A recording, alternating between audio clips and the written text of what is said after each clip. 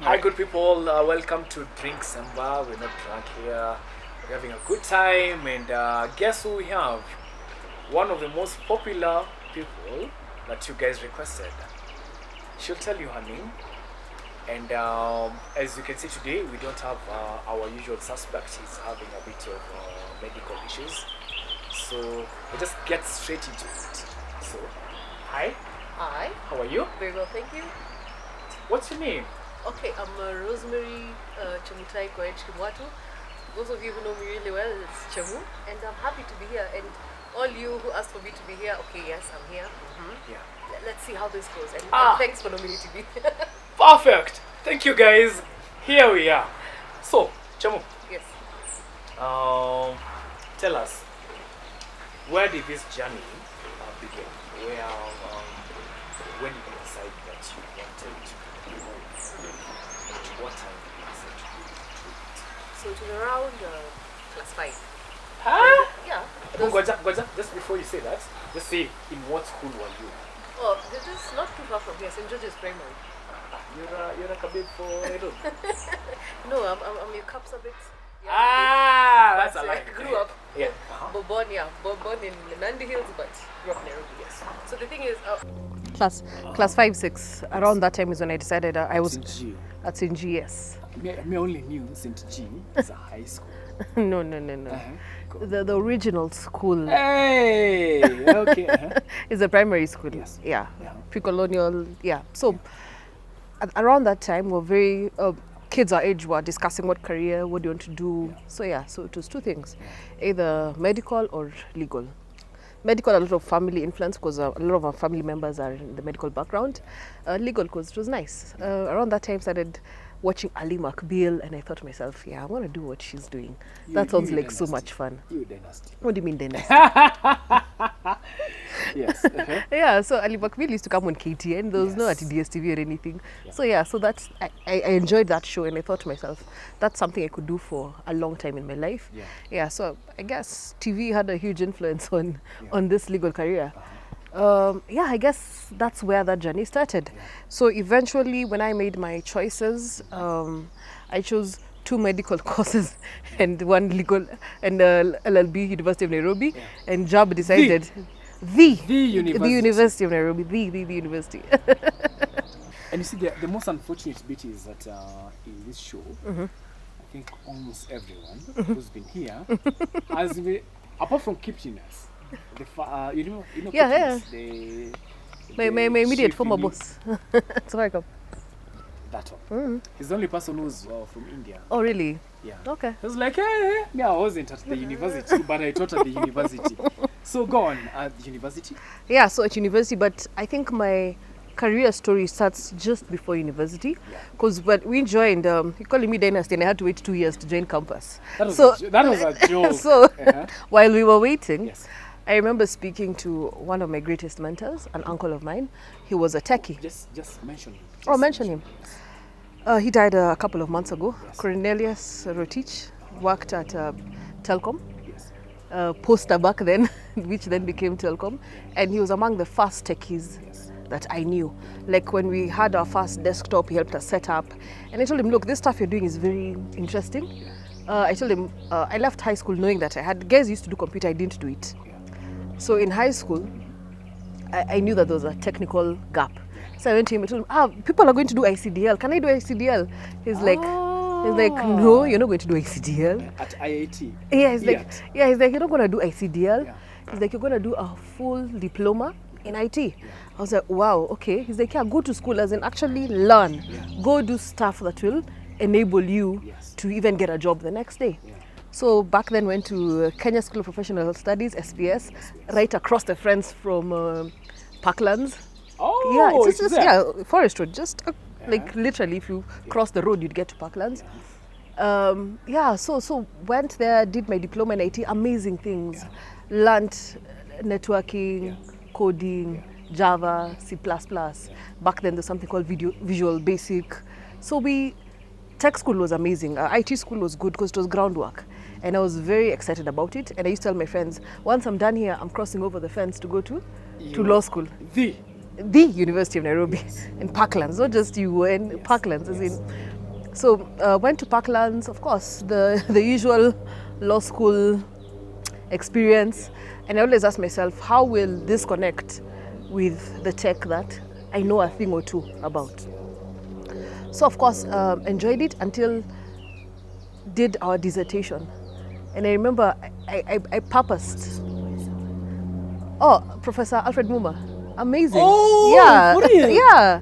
So He's still I'll there? tell you. Yeah, so I'll tell you. So Ngoja. This is part I think we've skipped. High school. Where are you in high school? oh, high school. I'm just going to be a cliche human being. Yeah, I went to Alliance. No. You see, the first time we had our first edition, Yeah, we said Harvard is to US yeah. what Alliance is to Kenya. A high school is to It a doesn't matter. university. No. It doesn't matter. You whatever this conversation are. So you need to say I was at the Alliance. And I went to Bush, as in did the circles, D-Hall Corp, whatnots. Yeah, it's one of those things. Yeah. Okay, just So continue. fast forward back The to journey from there. back to UN. So at UN, we were at the dissertation. So I remember knowing very well that when you did your dissertation, you had to pick like one less class sitting unit, and I was like, yeah, of course, I need a bit more free time. So I started wondering, what am I going to do my dissertation on? Yeah. And I remember going to my kitchen and sitting on an old, Were you know living those. campus at that time? So my campus story is very different. I'll explain. Okay. So I remember sat in my kitchen. In my kitchen there was an old cathode ray tube. You know those old screens? And I was sitting on it. I'm like, what am I going to do as my dissertation? And I said, wait, I'm going to write a dissertation on e-waste management, developing a policy and regulatory framework for the management of e-waste. And I was so excited because it was combining both legal and tech. And I thought to myself, yeah, let's build into that level. Because that was the thing back then. I had like 6 old phones that are dead, things like that. There was a lot of e-waste in my life. And I thought to myself, that was a nice thing to do. So my campus story is I had my son just before joining campus. Or before joining campus. So I was a mother raising a child throughout campus. And this one goes out to all the moms in campus. It's possible and you can do it.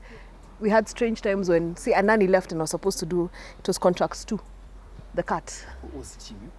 Sorry? Who was teaching you contracts too? I want to know if it's the same person that was teaching us. Was it, I think it was it Rosa Yugi? Oh my God! I suspect it was Rosa It's Yugi. the same person! Yeah, Rosa Yugi Masinde. Yes! It's Rosa Yugi. Yeah, Rosa Yugi.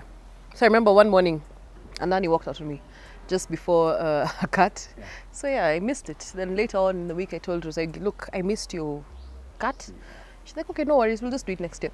So I remember the next year we did the cat in the other class. And I think in terms of structure, that wasn't too bad. I think that was the only, but let's not go there. But so for me that was it in terms of being a mother in campus. But it was amazing, made amazing friends.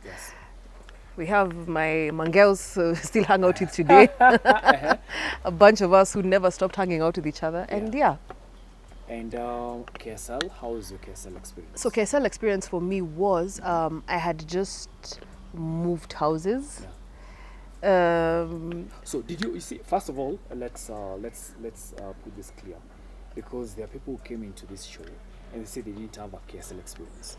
For them, what does that mean? Once you pass your exams, you just went ahead and did your pupillage. So for them, they never experienced KSL. They never went to Gate A. They never went to Gate C. Oh, wait, it was virtual? No, for them there was an exemption. Oh really? Yeah, The older guys. Yes. Yes. Yeah. No. Yeah, I get what you're saying. Yes. So no, my KSL was a full KSL experience. Class A, the huge hall. I was in Class A morning class. Yeah, we had the full KSL experience, and then for me, then I was working. That was my first job in the legal profession, working for a trade union. Yeah. So I was, we were defending the rights of workers, and that's a job I took from. I went there for PIL. Public interest litigation. Remember I told you I used to pick any class that didn't have a class to sit in. So hence the PIL, and then because by then I was done four sitting classes. So PIL was amazing, and I remember one day my boss called back and he's like, that stuff you're doing at PIL, just come and continue. That was my first job. So hard work at KSL. Where? It's called the bakery. The Bakery, Confectionery, Food Manufacturing Allied Workers Union. So it's a union that represents workers in the food manufacturing industry. So that's what I did for the early part of my career through KSL. Then I had pupillage, and where did you? I did my pupillage, Electricity House, Muremi and Company. It was me, Mr. Muremi, his secretary, and a clerk. As it was a full law firm experience because we weren't too many, so you handled everything. Conveyancing, we sold not, but it didn't have too much. It had a bit of litigation, but not too much litigation. Commercial, quite a bit of a lot of commercial, a lot of conveyancing, mainly conveyancing. But I remember having worked at the union, I knew that the law firm is not what I wanted to do. And I remember when I told my boss at the union, I need to go and do pupillage. He's like, go with your files. Go whatever. For real? Yeah, because I was doing litigation at the union. You see, under industrial court, the rules that are there, actually an officer of the union can represent. So I used to go to court as an officer of the union, and a letter was written, things like that, and so it was amazing stuff. So very early you're doing litigation. It was interesting work, and that was more fun than the shambas who were selling at the law firm.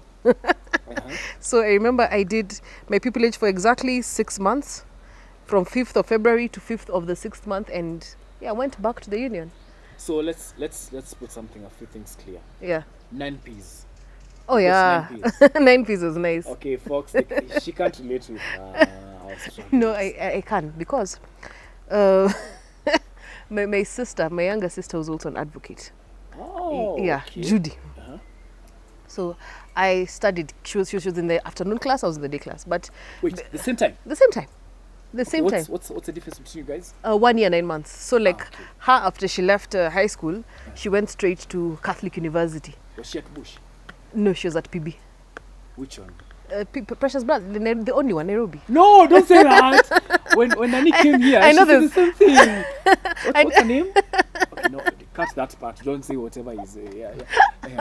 My sister was a Precious Blood. So so she went to Catholic University. There was no wait. I went to UN. So of course the University of Nairobi. So we had almost like a catch up. But the beauty about it is that she's very studious. She writes notes, she arranges them. So she was my human in terms of helping with the notes.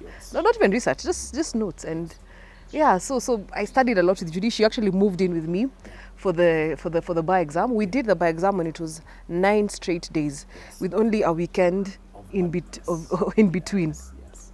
And I remember by the time we're doing the last paper, commercial transactions, your head is spinning because you've been studying so much. So yes, I do have a KSL experience. And I'm those people who like... But you never went to Gate C. I did. You did? We walked there. And then Gate B had my favorite chapo liver. Oh! Funny thing, they were chased away. Are you serious? Why? I don't know now, but at that time they were chased. Oh my God. So what I used to do, I used to walk into the second class late. Because if you went for chapo liver after the morning classes are done, you wouldn't get any of that. And I've never had chapo liver made that way since. So that was my favorite hangout joint. Okay. So did the bar exam with my sister. So she moved in to my house. We kicked out everyone, and we just studied together. And it was an amazing experience. I used her notes and got the 9 P's.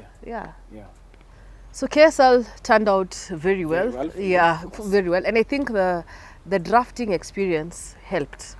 What I was doing at the union, it helped. Because by the time you were now doing all those other draftings, you could relate.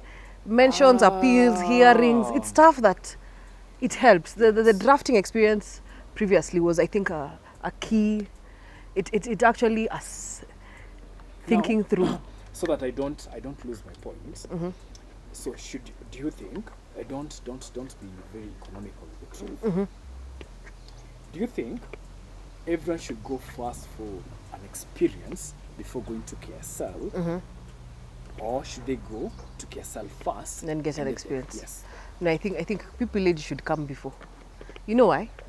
And especially they should have the matrices. Like go to a law firm, go to what. Go there, see what happens, Yes. and then come back to class Yeah. where you can now relate, work to. Yeah. It would help. At least if that's the reason for the pass rate, which I have no comment on. Sina maoni. Hatuna maoni. Yeah. Yes. Yeah. So for me, I think the dots connected better. Yes. Yeah, because having worked and experienced, it was nice. Okay. Yeah. So let's jump straight into it. Why data? Why data protection? Let me tell you. First of all, let's take us through your journey to Yeah. Safaricom. Oh, Is that something that you're comfortable talking on air? No, so actually after the union, Yes. we can take the career journey. After Yes, the union, I was like, okay, it's time for something different. I thought I'd move into maybe, what us lawyers like human rights. Let's see how that goes. So I got a job at an NGO. And I was like, yeah, okay, nice. Let's see how this goes. Turns out the NGO was actually starting out a microfinance bank. So I was the only lawyer. They're like, oh, you're the wakili. You figure this out. So of course did the applications with CBK, assisted the team that was setting that up. And before you know it, we had our microfinance banking license at Caritas Microfinance Bank. Ati? Yes, It's called? Caritas Microfinance Bank. Caritas. Yeah. Yes. And it was amazing because it was a full. Have you ever been in a bank startup where you're recruiting? Not me. I was just part of the team. No, the legal team. You're the alpha and I was omega. I was a legal team, Yes. of course, with the assistance of one external counsel. So immediately after that, I joined a fintech because we were looking for somebody who'd had some experience setting up something in banking or financial services. So we went, and for me that was amazing. That was at Mood Mobile Decisioning, where we were running a product called Wire International Money Where? Wire. Wire. Yeah. International money remittance. So it was basically, for me, it was so amazing. The core banking system at Caritas, negotiating that was a tech contract. Yes. Co-location agreements, those were tech contracts. And I'm like, finally, the dots are joining. At YY was a full tech company where we were assisting. And I was like, yes, that was a path. So YY went well for a couple of years. Then I joined Oxygen, public policy. Yeah, so we set up the public policy. Me and Felicia Solomon set up the public policy team. So we're the only lawyers in a communications firm. Amazing stuff. Like we got to do policy research, and yeah. So soon after, went to work for Safaricom. Great experience, great work. I remember you get now the full spectrum of being a tech lawyer, in terms of not just work with regulators, but also the other things that are involved in running a tech company. Those fintech people, we got together to work with teams to put together an event on fintech. There were interesting things that we did, and actually gives you a full purview of what public policy looks like in Safaricom, which at that point and still is transforming from just being a telco to a tech core. So of course I knew I was going to do that for so many years until data protection. So data protection is something that I was engaged with for a long time, even from the draft laws. You know those people who go to Thomas More in Strathmore to discuss this act that is coming what up. you're doing? At some point there were Yes. two bills. There was the Senate bill, the National Assembly bill. Oh, you're part of that. We used to negotiate, we used to talk about that. Do this. So the last time we sat here, Yes, me, Francis, Johnson, and Oles, yes, we said once you see a bill yes. that has been introduced in the lower house Yes. and the upper house, Uh-huh. iko shida mahali. Maybe you can talk of that as you're saying whatever you're No, not iko shida mahali. I just think that it's important when legislators do what they're supposed to do, which is push for legislation that is required in a country. Whichever house it comes from, whoever wins in terms of the final draft, I think it's important. And sometimes, like the Data Protection Act, the fact that it came from Senate, there was now a jolt for National Assembly to also work on theirs. So I think it's a win-win situation. Yeah. And also you also now get to see what the first drafts are.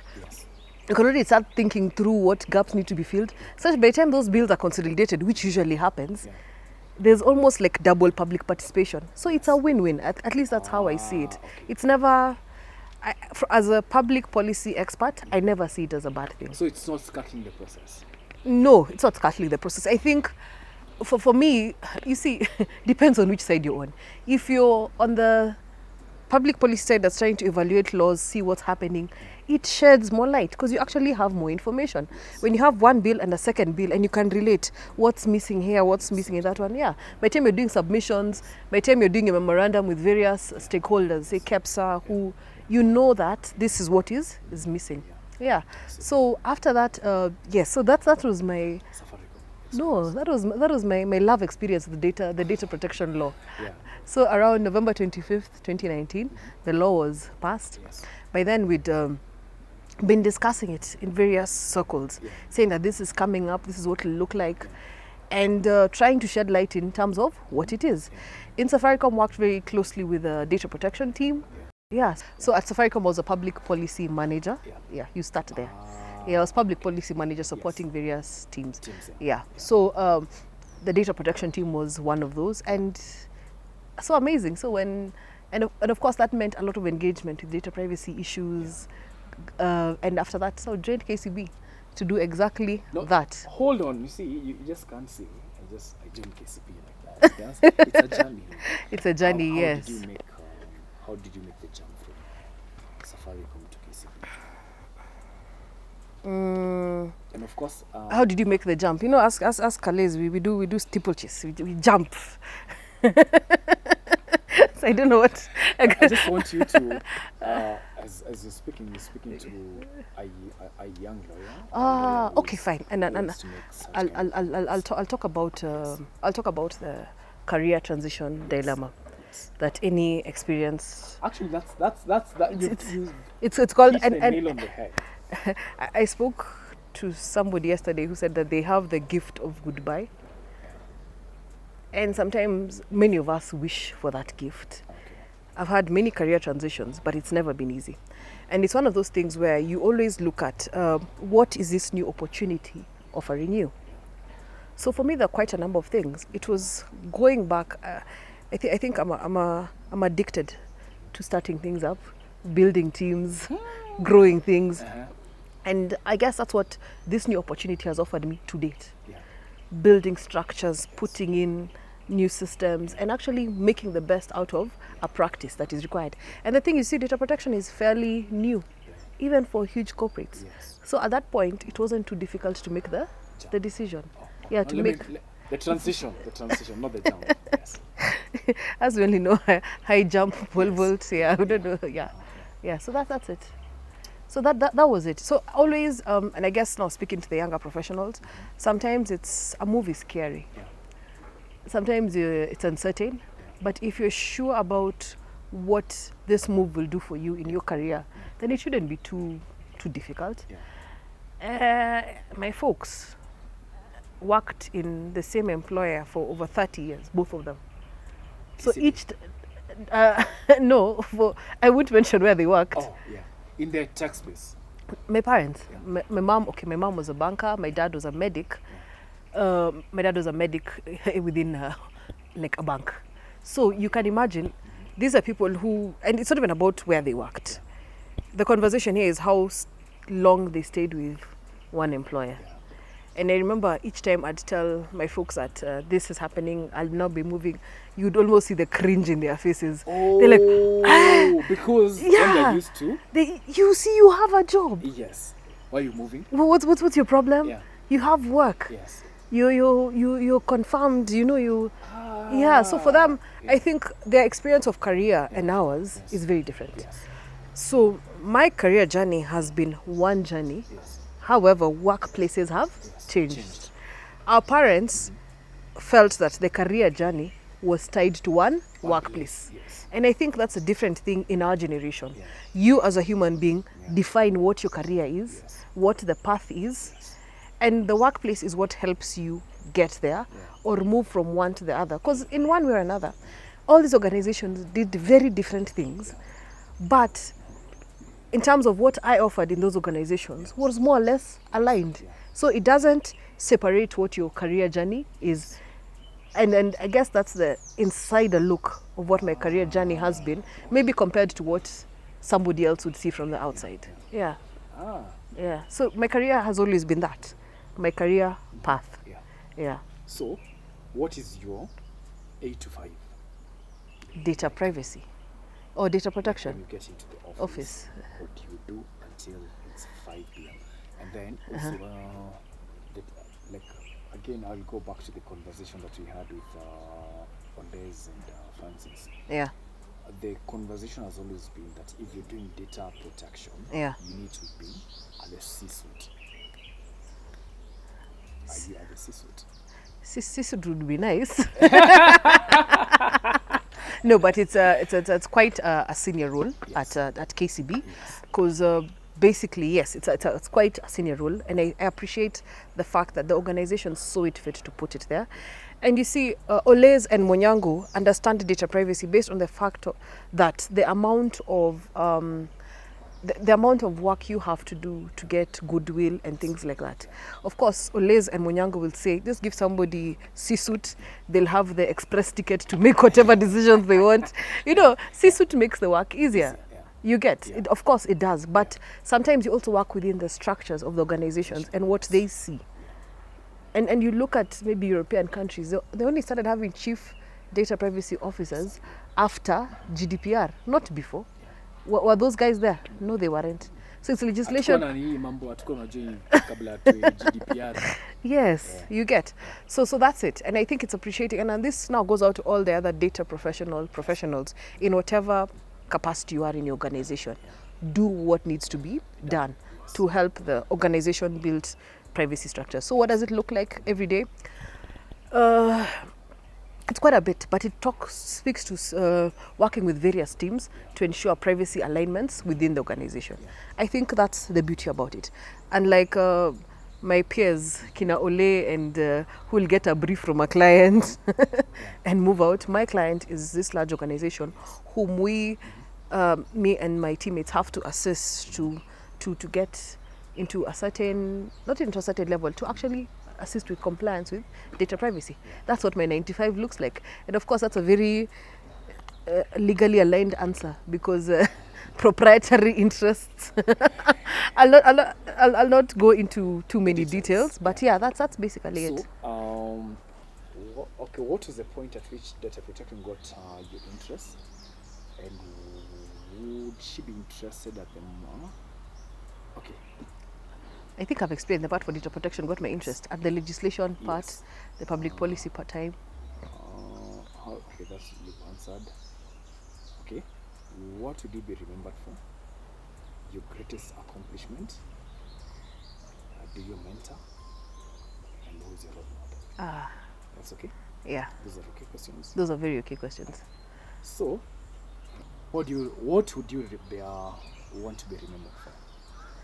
I think I made that decision a while ago when I was setting up one of my Twitter handles at Tech Wakili. Tech Wakili. Yeah. That's your Twitter handle. That's my Twitter handle, Tech Wakili. And upatangi trolls huko. No, not really. But for me, I think that's what I want to be remembered for.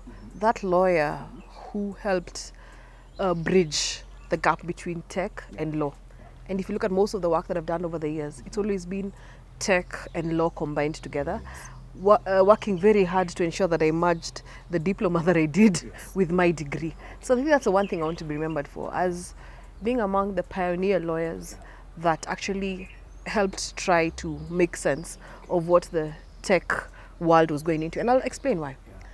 When I was working in the fintech, I could almost count the number of people who understood what needed to be in fintech contracts. And I think that has gone on to date, where you sit with techies. I remember I love LSK, but I also love events like CIO, where you go sit with techies and try and understand what's new, what's happening, is there cloud, is this things like big data, smart contracting, what's new, and what do us lawyers need to do to help switch on and to align. So for me, I enjoy, we call it nerding out on contemporary tech conversations. Yeah. And for a young lawyer, Yes. Who's trying to figure out, probably they're trying to get to find a space into the data protection space, or it's a young lawyer who's been admitted, do you do mentorship? Of course, I do mentorship. And I'll actually say sometimes mentorship can be one-on-one, but mentorship can also be in terms of inviting you to spaces where you meet with like-minded people. And here I'll speak to the organizations where I am part of. Here I speak to an entity like Kiktanet, where I serve as a trustee. That's the Kenya ICT Action Network. Every year we run what is called the Kenya School of Internet Governance. I'd recommend anybody who's a young tech lawyer to try get into KESIG. So KESIG is about learning tech policy, the issues and how they apply to you, and how you can participate in internet governance. All those people, Munyango, Oles, these are people who've interacted with Kiktanet. And as in, you actually get to grow, you actually get to learn. So it's not just about data. There's a whole entire tech legal space that needs so many people. There's Legal Hackers Nairobi, which Juno, Carl and I are co-organizers. I'm also part of that. Yes, you're also part of that. Yeah. You see, Legal Hackers is a global movement of lawyers and technologists coming together to discuss contemporary things. And then, of course, there's privacy. There are the two privacy organizations that I'm a member of. One for in-house counsels and the other one run by Oles. And you see, those are Oles, spaces. just so that people Oles is Mugambile Buta. And the other one is chaired by Fiona Makaka. And you start getting into those spaces, volunteer, work there. And I know young people say volunteering doesn't pay bills, but you get to do stuff. You get, sometimes the things that have been most rewarding in my career I've been paid the least for. Say that again. The things that have been most rewarding in my career I've been paid the least for. Yes. Yeah, but I think the reward there is in what it is that you get to dabble in that nobody else gets to.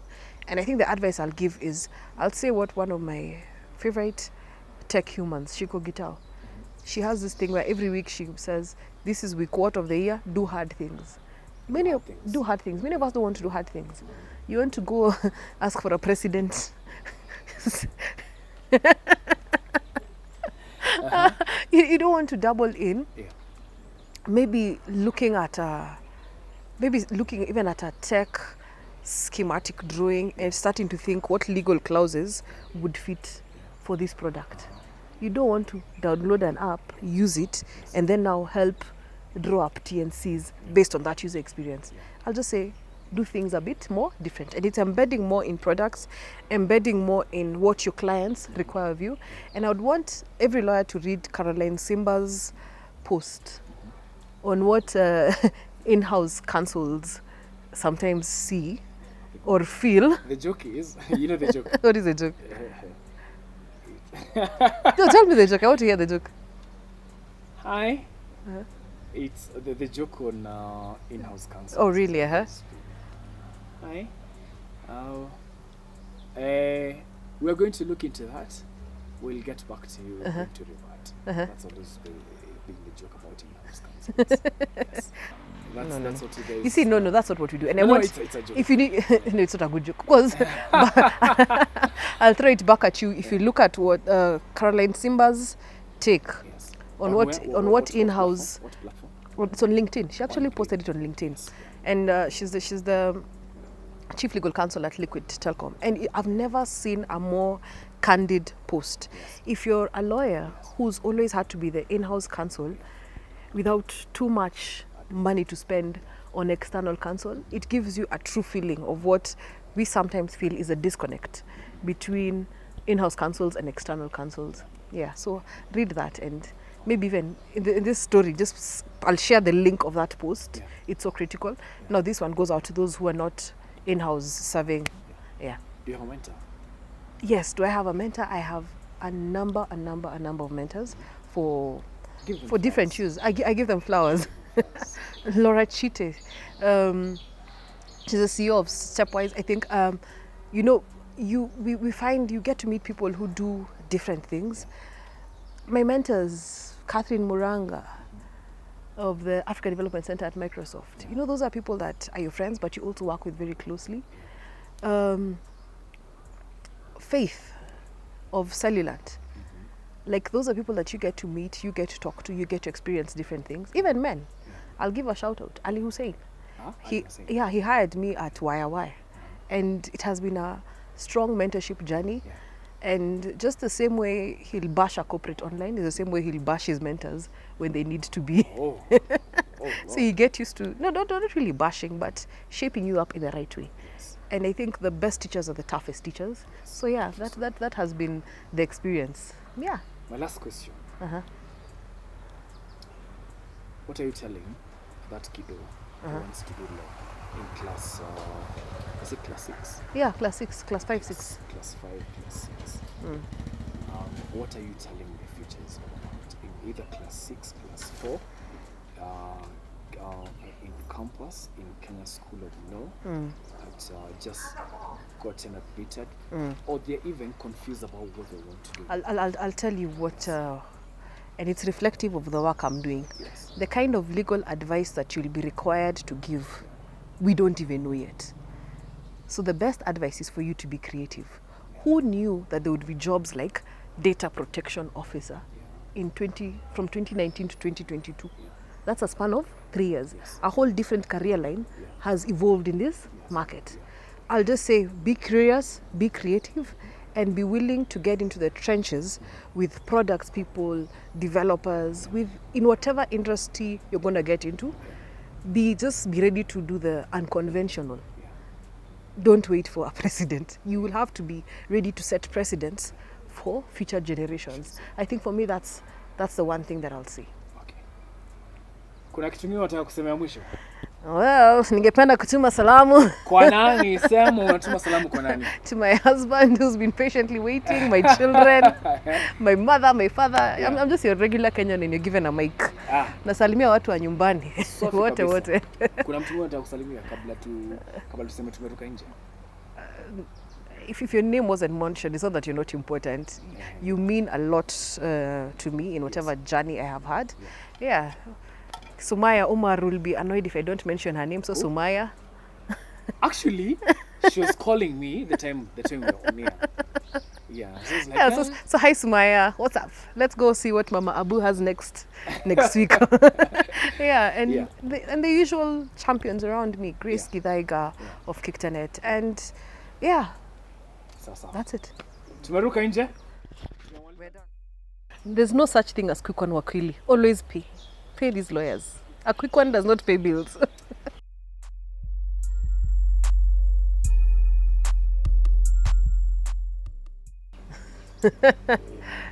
You should do a background video. No. Make sure you do that. A small one. Like what it took to get this video. Yeah. Cut. Just when the story is getting interesting. You'd better do a very good blooper. I never get to see that side of my husband getting stressed when he's doing for me stuff. So that's how it looks. Then we get there and you pretend like, yeah. Hey.